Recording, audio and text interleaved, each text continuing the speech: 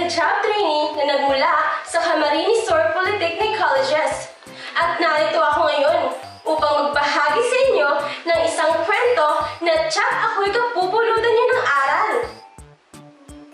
Pero bago ako magsimula, meron muna ako mga katanungan sa inyo. Mga bata, nagkaroon na ba kayo ng alagang hayop? Wow! Minamahal at inaalagaan niyo ba ito? Magaling! At dahil dyan, ang ating kwento ngayon ay tungkol sa isang batang may alagang hayop na pinamagatang si Lily, si Langit, at ang tatlong higante na kwento ni Chanel Escoro at iginuhit naman ni Noel A. Perez. Hatid sa atin ng Let's Read of the Asia Foundation. Tara! At simulan na natin ang kwento. Ilang araw nang walang tigil ang ulan. Pero yun ang unang beses na kumulog ng sobrang lakas. Nasindak si Lily na nakatulog sa pagdrawing ng sisiw ng pato nila.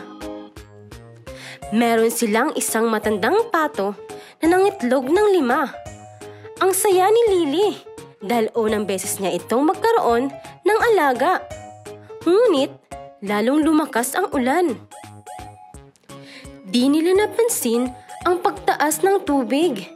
Sinapaw ang tirahan ng mag-inang pato. Gininaw ang tanging sisiw hanggang sa nawalan ng buhay. Solong anak lamang si Lily. Dati, gusto niyang bumaba ang mga higante sa langit upang makipaglaro sa kanya doon sa palayan, malapit sa ilog.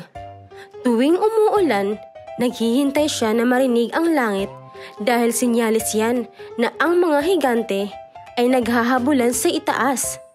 Hinihintay ni Lily na may bumaba sa langit. Kapag naiisip ito ni Lily, di niya mapigilang mapangiti.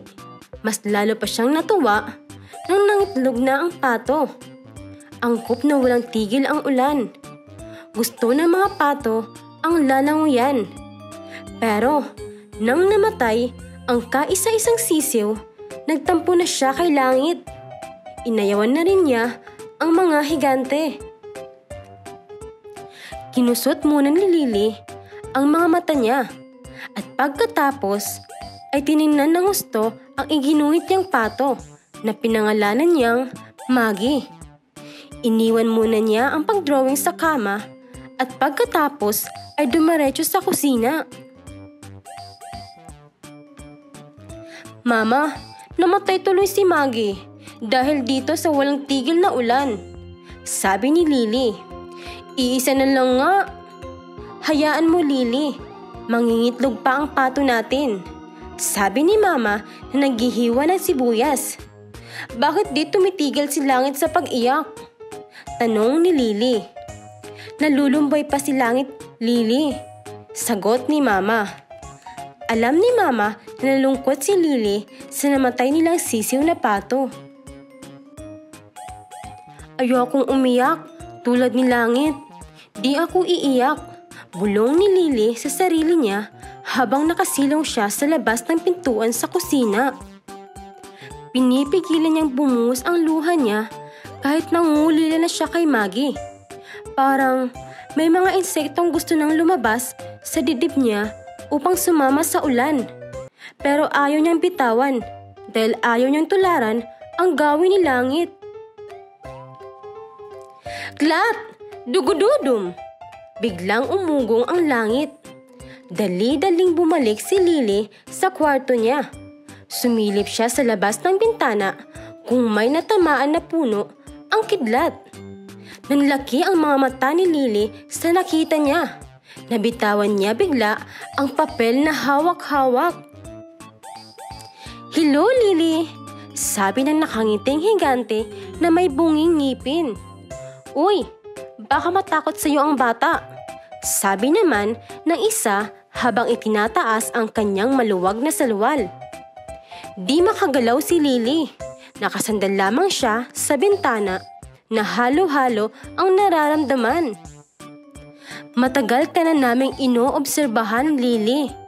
Sabi ng matabang higante na may maamong mga mata. Gusto sana namin makipaglaro sa'yo, pero di kami makababa.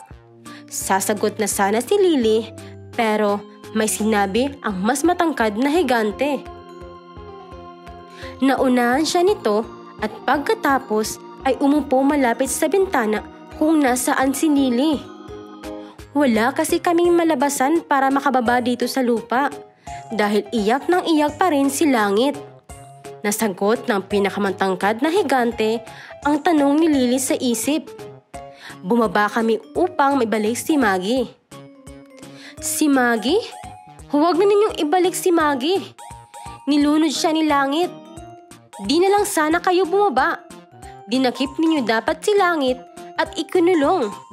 Ayaw kong umiyak tulad ni Langit. Di ako iiyak. Pinigilan ni Lily ang sarili kahit naiiyak na siya. Sasarahan na sana niya ang bintana nang dinukot ng matabang higante ang sisiw sa bulsa ng damit nito. Kwak, kwak, kwak. Hunin ni Maggie habang nasa palad siya ng matabang higante. Maggie? Sabi ni Lily habang lumilingon. Di niya alam kung kaya pang pigilan ang iyak niya. Dahang-dahang isinuksok ng higante ang kamay niya sa bintana at inilagay ang sisiw na pato sa kama.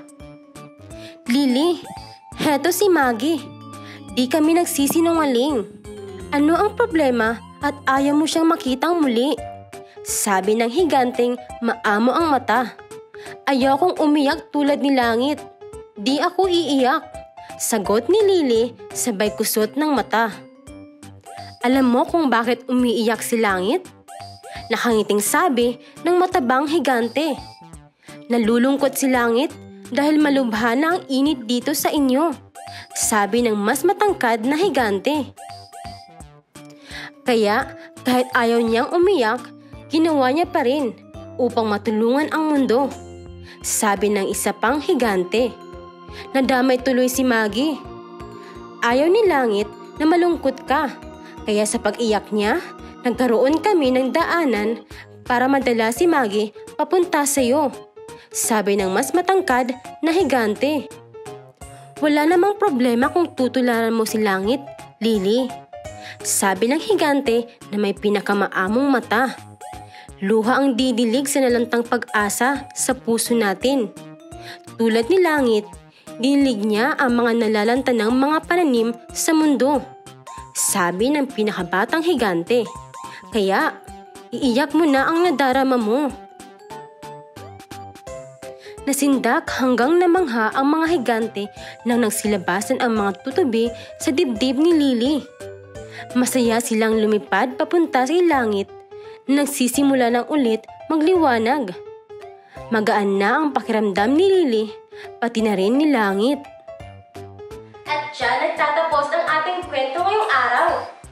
Kaya mga bata, tulad sa kwento, huwag tayong panghinaan ng loob. Maging matapang at huwag mag-atubiling umiyak kung ikaw ay may pinagdadaanan.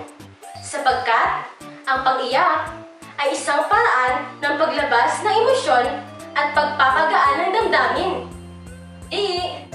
Ako si Ate Tess na nagsasabing hindi masama ang umiyak dahil hindi ito palatandaan ng kahinaan. Pagkos, isa itong paraan ng pagpapalakas ng sarili. Huwag kakalimutan mag-follow, like, and subscribe sa aming Facebook page at YouTube channel para sa iba pang kwento na tiyak kapupulutan nyo ng aral. Hanggang sa susunod nating kwento, paalam!